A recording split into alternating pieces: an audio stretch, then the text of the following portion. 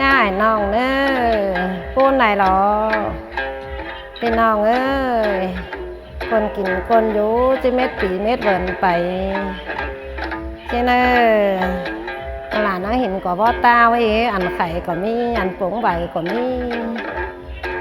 ฉะนั้นข่อยพูดไหลฮะว่าพวกครับไหลไว้พี่น้องเอ้ย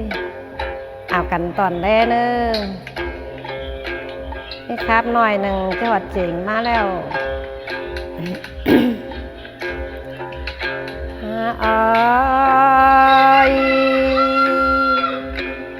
เหตุขึ้นเลยจะมาปูนกันเลยเป็นเอางาตึงไหลเงย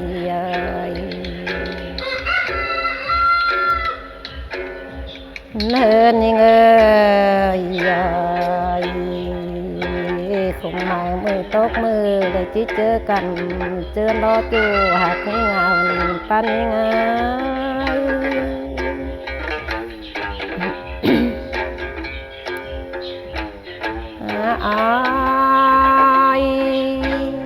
พี่เป้งน้องคงมาปีตกเวินที่มาเจอเท่ากันเลยน้อที่พ้นเกินเลยไม่อาย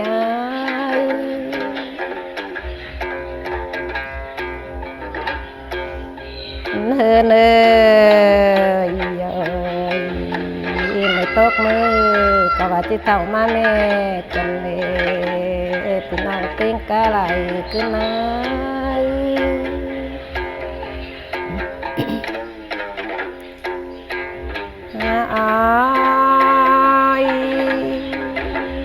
ปีโตเวินจะมาเจอเท่ากันเลย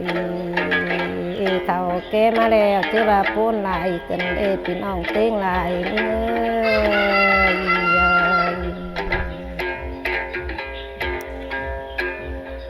เนินยังไงมาเวินนี่นะน้องลาเลยไม่เห็นว่าเต้าแล้วคงตุนเต้าเขากันเด้อย่าร้อนอ้อยเอ่ยมันปั้นยังไง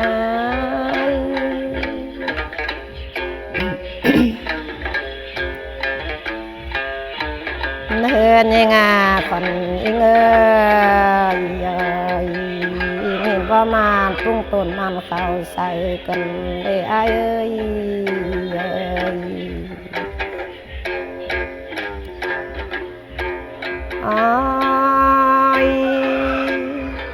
ไม่เห็นว่าเต้าแล้วปรุงตุนเต้ามันกันเลยอย่าร้อนนี่งามันปั้น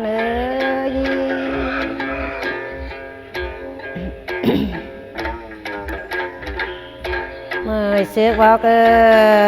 ก็ว่าฟุ้งกันเลยไม่ตีเต้นลายนี่นะ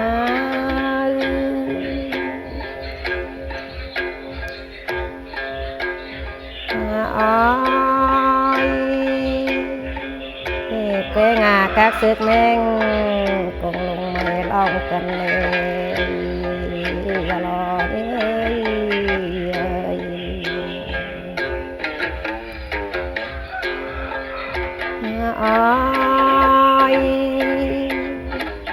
ห้องจังเองจับล้อนออาย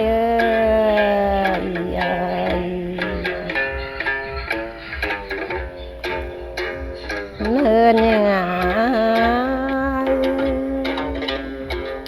ก็คัดจากแมงเก่งกันเลยจะรอหน่อยนี่นะ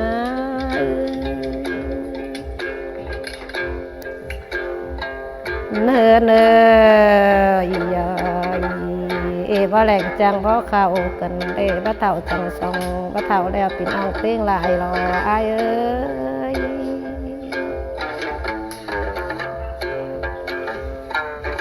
เนิน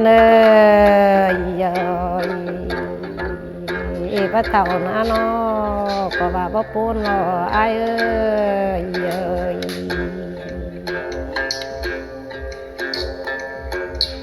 เนินยังไงถ้าว่ายังปูนเนี่ยเจอเท่ากันเลยจะรอหน่อยยัง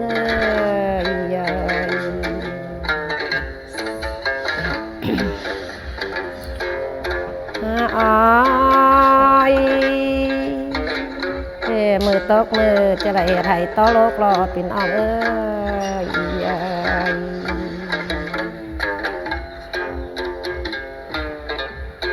เนื้อยังไงมือตกมือจะไหลก็ใครไหลปอมรอส่งเฮานี้โกนเกินเลย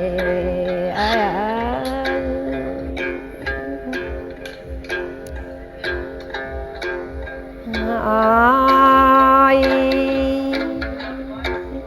อยู่ตาดอยู่ให้เปิดจะได้ไปหารอปิ่นอ่องเอ้ย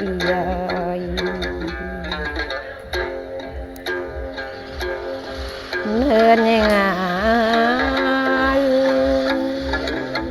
เฮินอาปลาแดดจะไหลไปเดินรอปิ่นอ่องอาเต้งลายนี่เอ้ย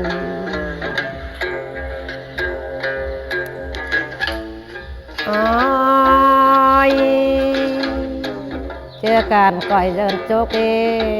ไอ้แกงนอกเต้งลายเจอกันเดินจ้องนี่เนื้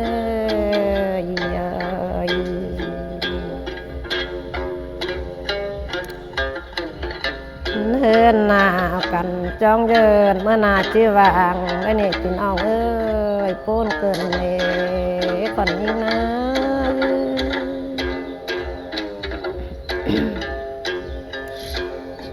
อ้อยไปเดินเแป้งมานี่ปิ่นอ่องเอ้ยปูนไหลรอยิ่งนี้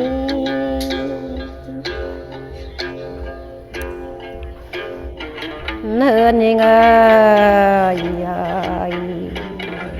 แบงเยอะเฮินกินเจ้าดูนี่ปิ่นอ่องเตียงลาย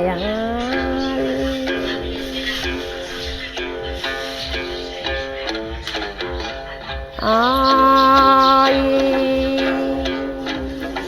มือตกมือจะได้เจอกันเขาฟักป่ามาเหล่าลงดิตอะไรนอปิ่นอ่องเตียงกาไหลเกินเลย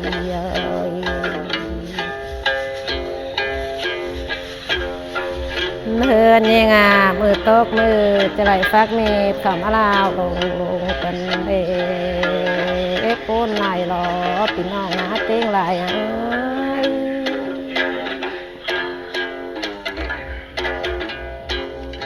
อ้อยจิปูนเกินเด้ปิ่นอ่องเตียงลายไม่อายเตียงไก่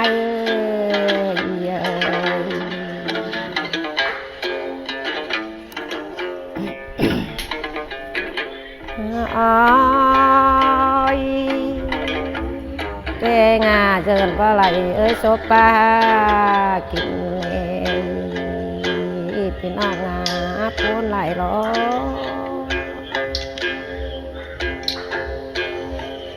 เฮินยังไง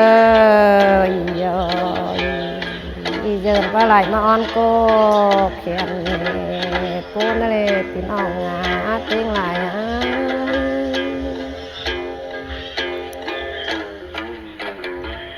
อ้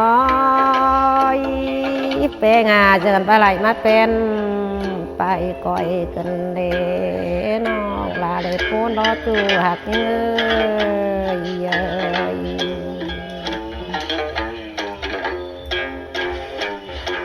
อ้อยเจ้าเล่ปิ่นอ่องเตียงลายเงินจ้องเสื้อละเล่นอ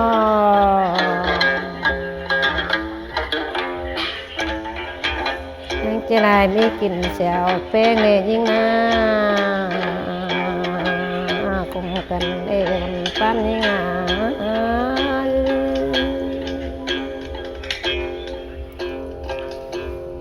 อ้อยเป้งเดินจะได้นั่งกินมีกินเสียวบ้านเลยปูนอะไรก่อน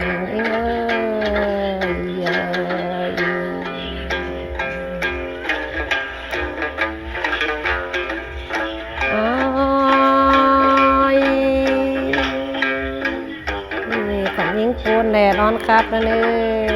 ยจะรอ ปูนายร้อนไข่เอ้ยพี่น้องเอ้ย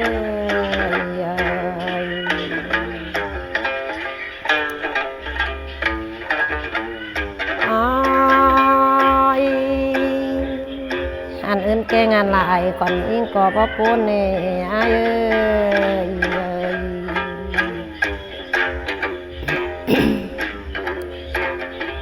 เนินนา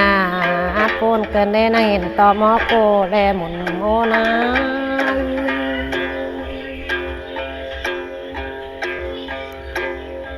เนินหมุนโอเกี่ยวตีโหภาษาเกินได้ปิ่นเอาตีงหลาย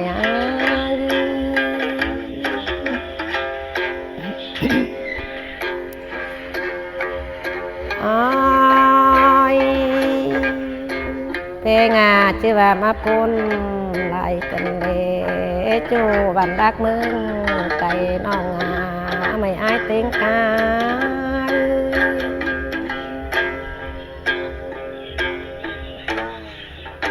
วันนี้ยังปูนปีโตเวินเริ่มไล่กันเต่าเลยปูนแล้วเนี่ยจะรอหน่อยเลยปันนี้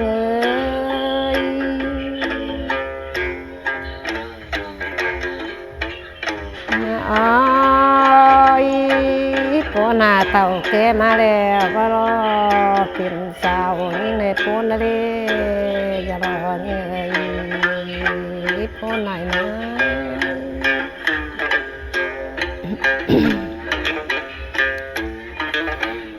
เงินยิง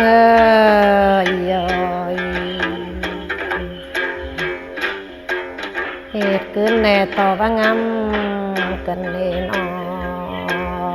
ออกงามมาแล้วจะให้นะพี่น้องเต้งหลาย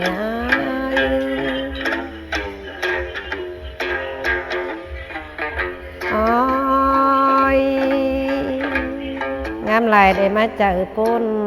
กันเลยจูหักยิ่งขึ้นเสื่องน้อง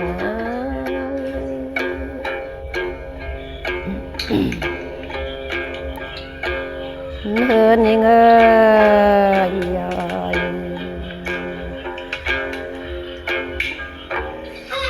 ยิ่งนอเกิดเชื่อหลังเลยนั่งจีบพอเลยไอ้รอเสื้อลายนั่งเชื่อลายเลยนอจะรอยิ่ง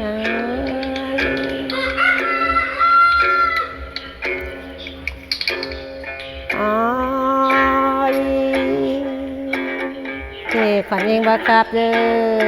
ะก็ว่าชื่อคงใส่ชิ้นล้อปี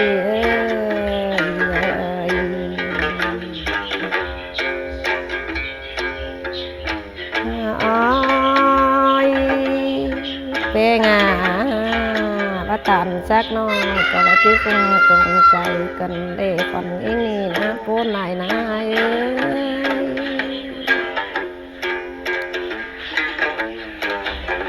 เงินยิงก่อนยิงนะครับก็เสียงเลยอะไรนะนอมีจูตั้งเฟิงนะจื้อเสียน้องสิรู้นอไอ้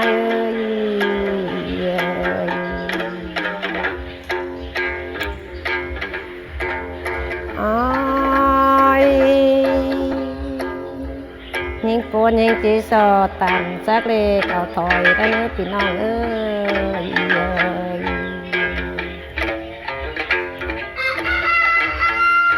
นินนาปันยิงปูนไหลจีต่างจักน้อยเอาคอด1 2เสริงได้เลยพี่น้องเตี้ยงไหล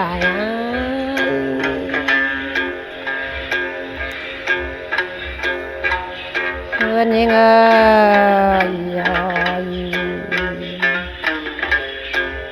้ามครับน้องก็ว่าอะไรกันจะรอหน่อย